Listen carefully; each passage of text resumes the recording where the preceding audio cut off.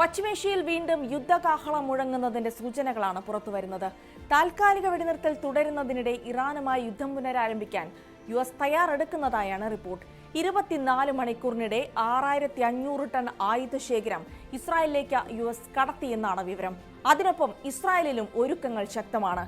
അവർ അതീവ ജാഗ്രതയിലാണെന്ന് Israel television report ചെയ്തു. വീണ്ടും ഒരു യുദ്ധത്തിലേക്കാണോ ലോകത്തിന്റെ പോക്ക്? വിശദമായി നോക്കാം. സ്വാഗതം ഇൻഡപ്തിലേക്ക്.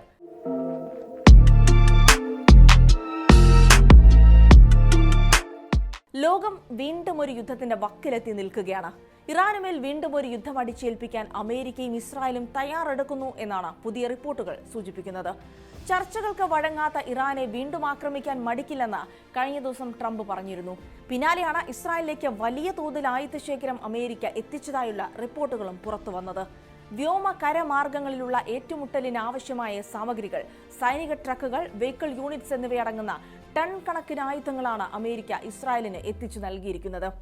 US central command chief admiral Brad Cooper ട്രംപുമായി വൈറ്റ് ഹൌസിൽ വച്ച് ചർച്ച ചെയ്തുവെന്നും വിവരമുണ്ട്. സൈനിക നീക്കങ്ങളെക്കുറിച്ചായിരുന്നു ചർച്ച. അതേസമയം ഇസ്രായേൽ ഉദ്യോഗസ്ഥരും ഈ കാലയളവിൽ നിരവധി കൂടിയാലോചനകൾ നടത്തി എന്നും റിപ്പോർട്ടുകളുണ്ട്. ഇസ്രായേൽ നിലവിൽ അതീവ ജാഗ്രതയിലാണെന്നാണ് ഇസ്രായേലി മാധ്യമങ്ങൾ തന്നെ പറയുന്നത്. ഇതെല്ലാം വീണ്ടും ഒരു യുദ്ധത്തിന്റെ സൂചനകളാണെന്നാണ് നിരീക്ഷകരും വിലയിരുത്തുന്നത്. ഇറാനെതിരായ സൈനിക നീക്കത്തിന്റെ അടുത്ത ഘട്ടത്തിലേക്ക് US സംഘം കടക്കുകയാണെന്ന് ആക്സിയോസും റിപ്പോർട്ട് ചെയ്തിരുന്നു. ഇറാനിയൻ രഹസ്യ കേന്ദ്രങ്ങളിലേക്ക് ചെറുതും ശക്തിയേറിയതുമായ ആക്രമണങ്ങൾ നടത്തുക എന്നതാണ് ലക്ഷ്യം. ഇതിലൂടെ ഇറാനെ സമ്മർദ്ദത്തിലാക്കി തങ്ങളുടെ താൽപര്യങ്ങൾക്കനുസരിച്ചുള്ള വെടിനിർത്തൽ കരാറിലേക്ക് എത്തിക്കുകയാണ് അമേരിക്കയുടെ ലക്ഷ്യം. ഒപ്പം ഹോർമുസ് കടലിടുക്കിൽ തുടരുന്ന ഇറാന്റെ നിയന്ത്രണം എടുത്തു കളയാനും ആക്രമണത്തിലൂടെ അമേരിക്ക ലക്ഷ്യമിടുന്നുണ്ട്. അങ്ങനെ ആഗോള എണ്ണ മേഖലയിലെ പ്രതിസന്ധികൾ പരിഹരിക്കാമെന്നാണ് ട്രംപ് ഭരണകൂടത്തിന്റെ കണക്കുകൂട്ടൽ.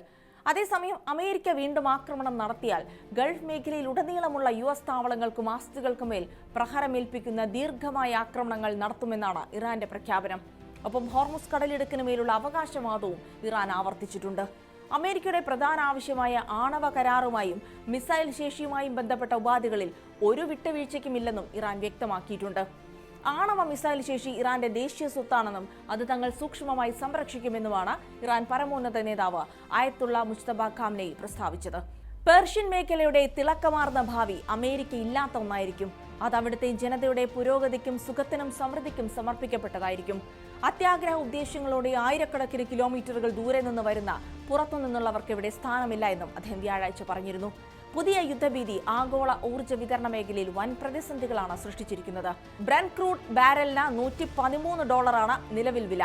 ഇത് ഇന്ത്യയിൽ ഉൾപ്പെടെ പെട്രോൾ, ഡീസൽ വിലകളിൽ വർധനയ്ക്ക് കാരണമാകുമെന്നും റിപ്പോർട്ടുകളുണ്ട്.